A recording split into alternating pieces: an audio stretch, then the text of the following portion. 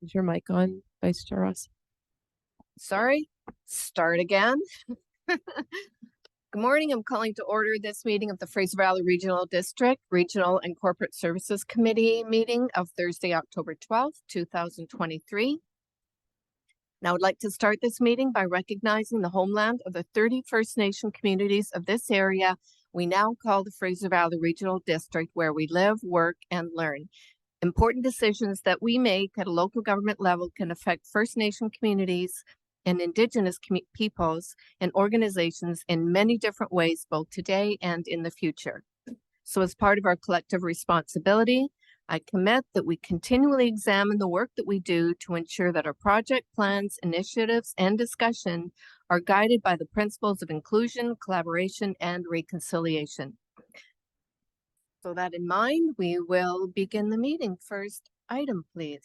Thank you. Looking for approval of the agenda, addenda, and late items. Moved by Director Pranger, second by Director Adamo. All in favor? None opposed? Carried. Next item. 4.1 is the draft Regional and Corporate Services Committee meeting minutes of September 14th, 2023.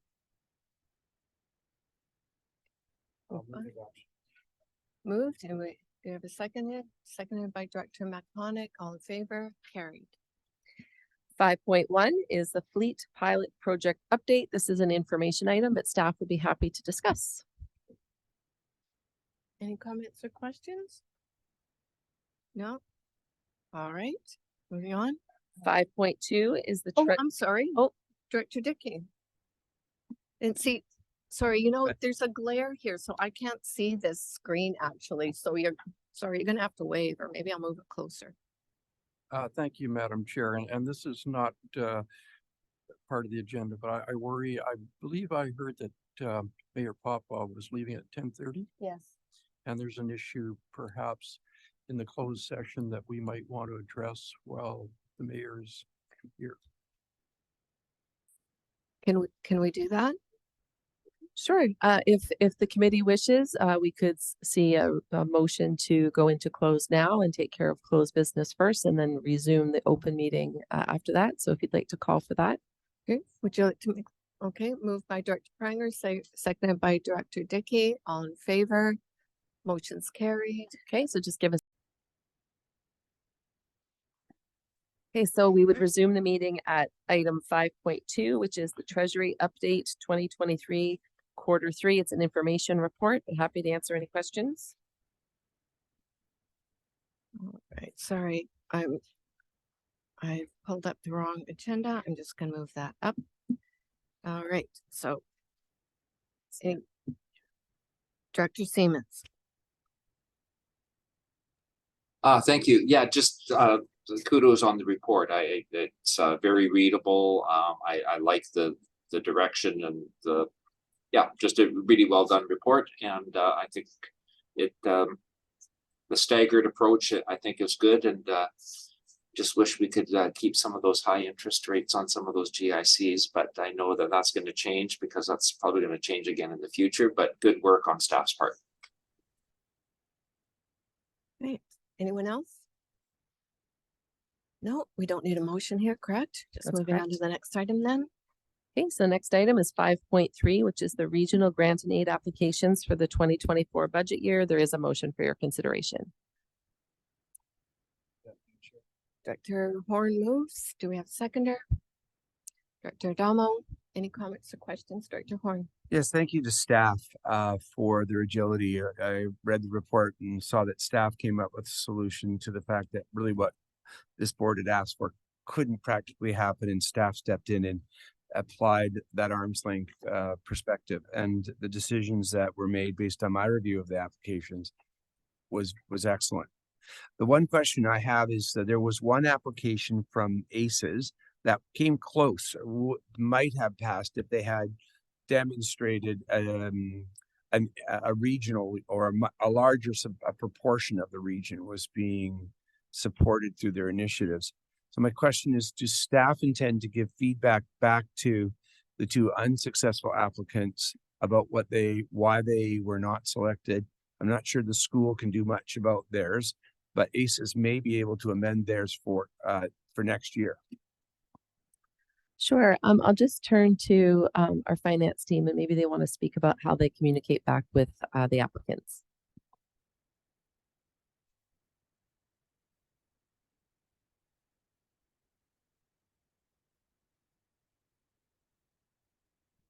So yes, applicants will receive notification and feedback will be provided so they can amend for applications next year.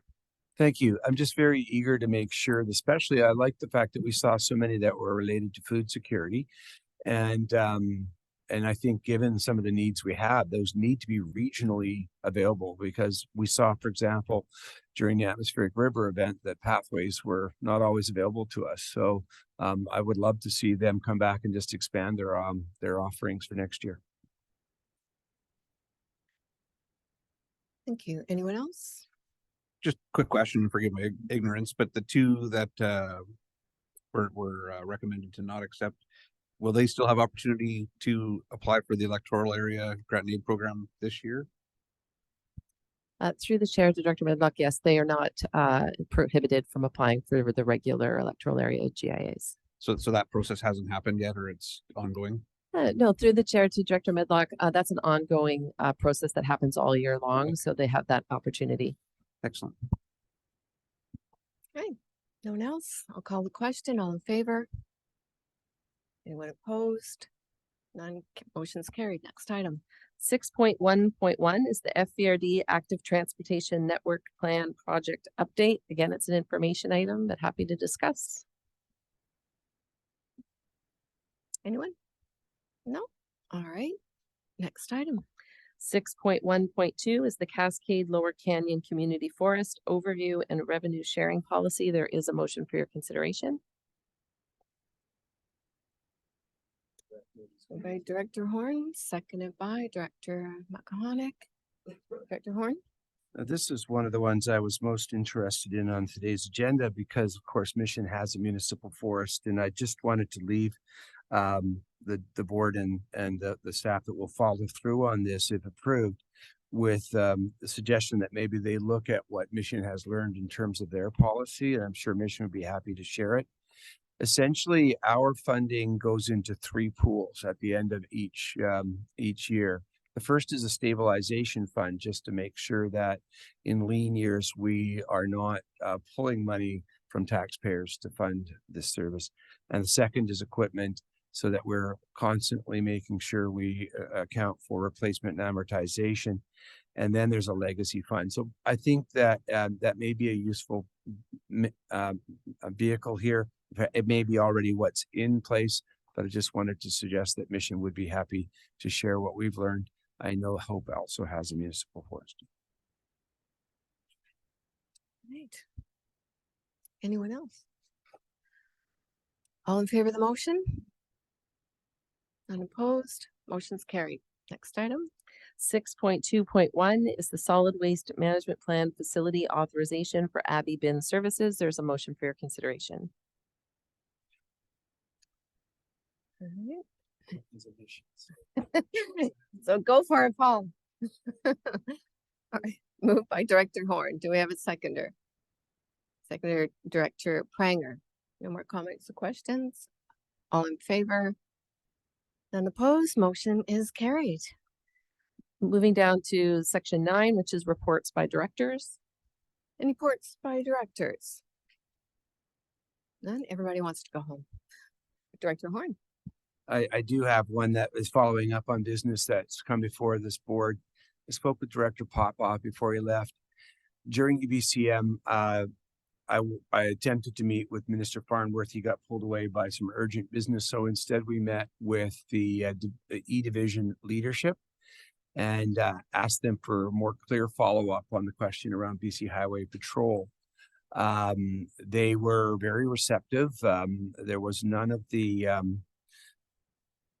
mixed messaging, I'll call it, that we may have received in some of the other conversations we've had, but they did indicate that they hadn't made any clear decision yet on timelining for that consultation or the communities.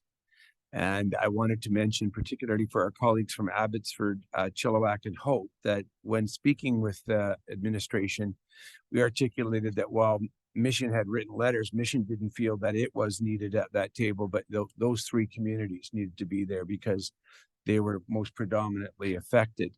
And we also suggested a couple of metro communities. So I just wanted to let our colleagues know that you have Mission support and will continue to have, and that if we hear from the minister, we'll share that, but I would ask the same in return. We're looking for more details, and we really think it's those Highway 1 communities that should be taking the lead in this conversation. Thank you, Director Horn. Appreciate that. Director Siemens? Yeah, thank you for that. And yeah, those conversations, we've brought it up at several, our police chief is working on that. So when we hear more, we'll definitely keep the team in the loop.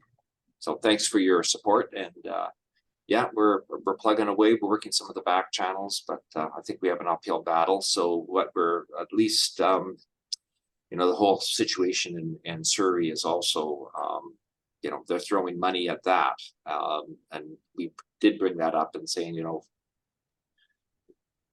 this is closed, so I can say this, but I said it feels Not actually, we're open now. oh, okay. Well, then I'll maybe keep that for closed. But we are working the back channels, and there's some, yeah, we on some ongoing frustrations, but we'll keep working on that. Thank you. Anyone else? Other items? No? All right. We need a motion to adjourn. No, we just have to do public question period for items relevant to the Skip a agenda. step, my Uh, apologies. That's a-okay. We don't have any members of the public joining us in the boardroom today, but I'll just turn things over to our corporate officer to see if we have anyone joining us online. Thank you. We do not have anybody joining us online, and we have not received any written questions, so we can move to adjourn now. Awesome. Thank you. All right. Motion to adjourn by Director Johnson, seconded by, go to this side. Director Mahoney. All in favor? Motion's carried. Thank you. Thank you.